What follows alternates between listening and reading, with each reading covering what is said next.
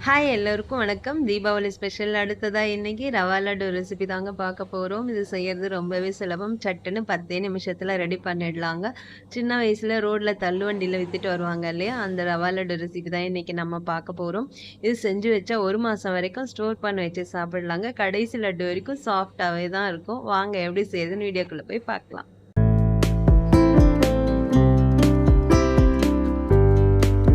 அடுப்புல ஒரு பேன் வச்சுட்டு 2 டேபிள் ஸ்பூன் அளவுக்கு நெய் சேர்த்துக்கோங்க. நெய் உருகுனதும் இது கூடவே 1/2 கப் அளவுக்கு முந்திரி சேர்த்துக்கோங்க. முந்திரி, திராட்சையோட அளவு உங்க விருப்பம் தான். நீங்க கூட குறைய சேர்த்துக்கலாம்.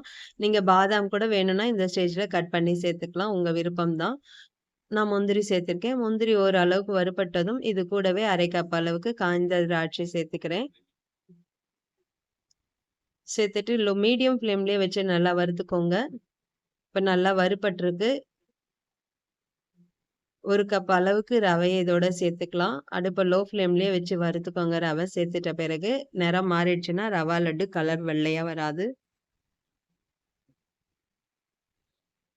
லோ ஃப்ளேம்லயே வச்சு நல்லா ஒரு 5 நிமிஷத்துக்கு வறுத்துக்கோங்க. நீங்க வறுத்த ரவை, வறுக்காத ரவை எது எடுத்திருந்தாலுமே கட்டாயமா வறுத்துட்டு செய்யுங்க. நல்லா சாஃப்ட்டாவும் கிடைக்கும். சூப்பராவும் டேஸ்ட்டா இருக்கும் ரவா லட்டு.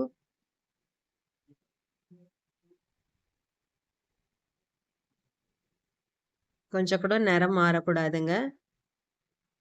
லோ ஃப்ளேம்லயே வச்சு வறுத்து எடுத்துக்கலாம்.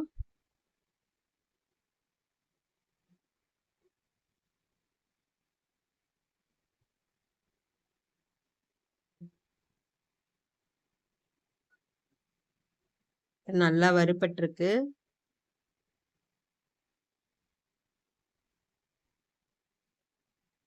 இப்ப இது கூடவே நான் 1/2 கப் அளவுக்கு டெசிகேட்டட் கோகோனட் சேர்த்துக்கிறேன். நான் டெசிகேட்டட் கோகோனட் சேர்க்கறதுனால, நான் கேஸ் ஆஃப் பண்ணிட்டு தான் சேர்க்க போறேன். நீங்க ஃப்ரெஷ்ஷான தேங்காய் துருவல் சேர்க்கிறீங்க அப்படின்னா, நீங்க தனியா ஒரு பேன்ல நெய் சேர்த்துட்டு நல்லா வறுத்துட்டு கூட நீங்க அதோட சேர்த்துக்கலாம். நான் இப்ப கேஸ் ஆஃப் பண்ணிட்டு தான் இத சேர்க்கிறேன். சேர்த்துட்டு அந்த கடாயோட சூடுலயே இத நல்லா வறுத்து எடுத்துக்கலாம் ஒரு 3 நிமிஷம்.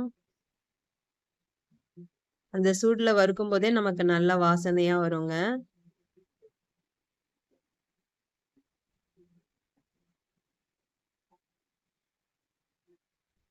இப்ப இதுவும் நல்லா வறுபட்டிருக்கு.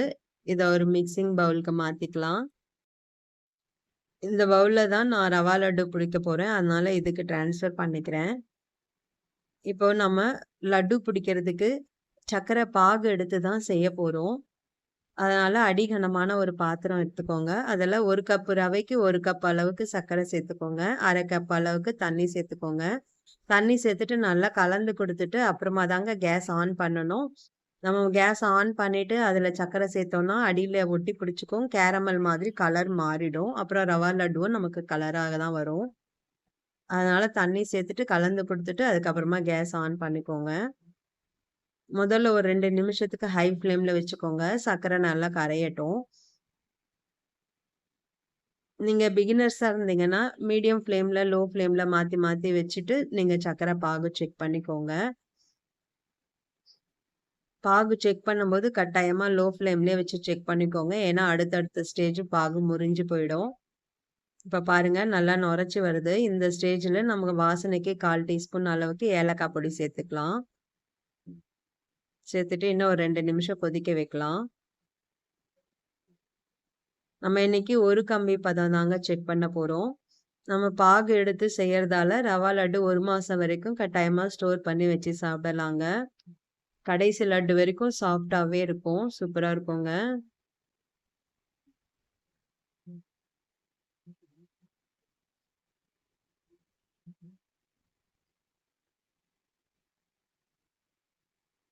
இப்ப இன்னும் நல்லா திக்காகி வந்திருக்கு. இந்த ஸ்டேஜ்ல பாகு செக் பண்ணிக்கலாம். லோ ஃப்ளேம்ல வச்சுட்டு செக் பண்ணிக்கோங்க. இத பாருங்க ஒரு பதம் ஒரு கம்பி வந்து உடையுது. இதுதான் கரெக்ட்டான ஸ்டேஜ். இப்ப வறுத்து வச்சிருக்க ரவையோட இத சேர்த்துருங்க. சேர்த்துட்டு நல்லா கலந்து குடுத்துருங்க. இப்ப பார்க்கறதுக்கு கொஞ்சம் தண்ணியா இருக்க மாதிரி தான் இருக்கும். ஒரு 5 நிமிஷம் பார்த்தீங்கன்னா, அது நல்லா கரெக்ட்டா செட் ஆகிடும். இப்ப சூடா இருக்கு. நம்மளால இப்ப லட்டு பிடிக்க முடியாது. கொஞ்சம் கை பொறுக்கிற சூடு வர வரைக்கும் இத மூடி வச்சிடலாம். நல்லா கலந்து குடுத்துக்கோங்க.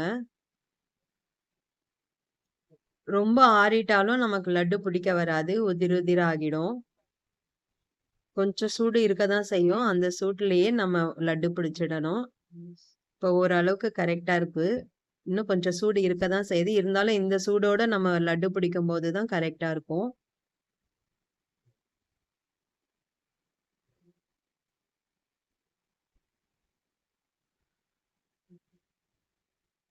10 நிமிஷத்துல ரெடி பண்ணிடலாங்க. நம்ம ரவை அரைக்கணும், சர்க்கரை அரைக்கணும் அந்த வேலையெல்லாம் எதுவுமே இல்ல. பாகு ரெடி பண்ணா போதுங்க.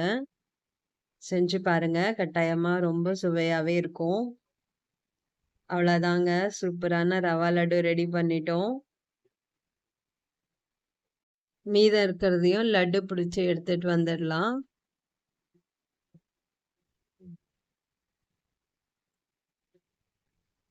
சூப்பரா வந்திருக்கு பாருங்க.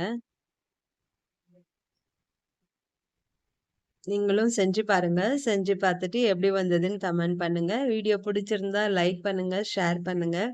இன்னும் நீங்க cook with Sujini channel subscribe பண்ணலன்னா சப்ஸ்கிரைப் பண்ணிக்கோங்க. மினிமம் குவான்டிட்டில செய்யும்போது, மேக்ஸிமம் லவோட செய்யும்போது சமையல் சுவையாவே இருக்கும். நாளைக்கு இன்னொரு வீடியோல சந்திக்கிறேன். பாய்.